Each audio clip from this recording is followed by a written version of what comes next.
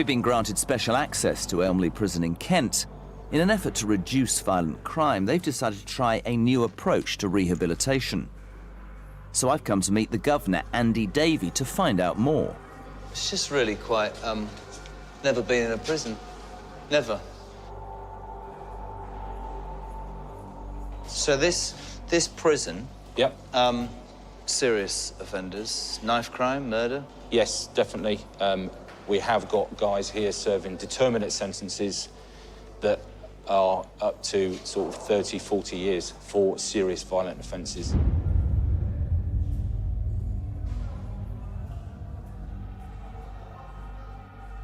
Elmley, well, he's trying to do things differently. Explain a little bit about that. Of course. It's easy to say, let's lock someone up, let's punish them and not do anything to rehabilitate them.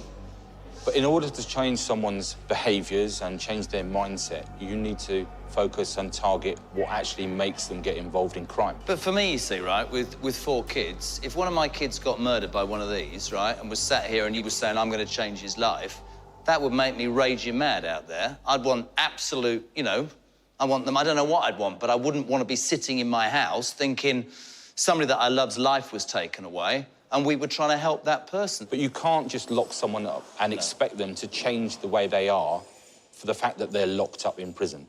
Prison takes away liberty. It doesn't necessarily address why they are committing crime. So in order to stop further victims, you need to do something to change their behaviour.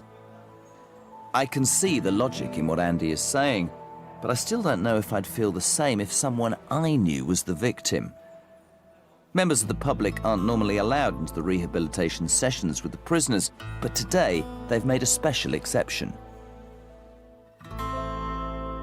I don't care what others say. I'm gonna make it anyway. I'm gonna make it anyway. I don't care what you've been... The course, Aspire Higher, has been specifically designed for those convicted of serious violent offences. It's the combined effort of Nathaniel Pete from the safety box and ex-offender Chris Cyrus. I'm gonna make it anyway. Give yourself a round of applause. Give yourself a round of applause. Sit down.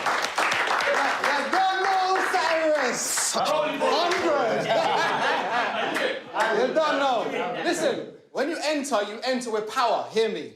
When you enter with power. Power of your mind. Say power of my mind. As well as running courses in prisons, Nathaniel's been working with youths in the community for over 14 years.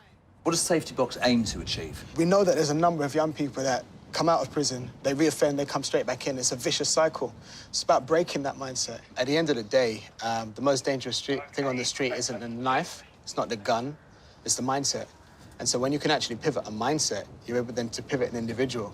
So to prevent more crime, we have to look at the reasons why these kids, these people are committing these crimes. Yeah, so one of the things to put it in context, a lot of these people have been in violent families, they've been in violent gangs, they've had a history of violence. It's very difficult for them to actually calm down when you're very close.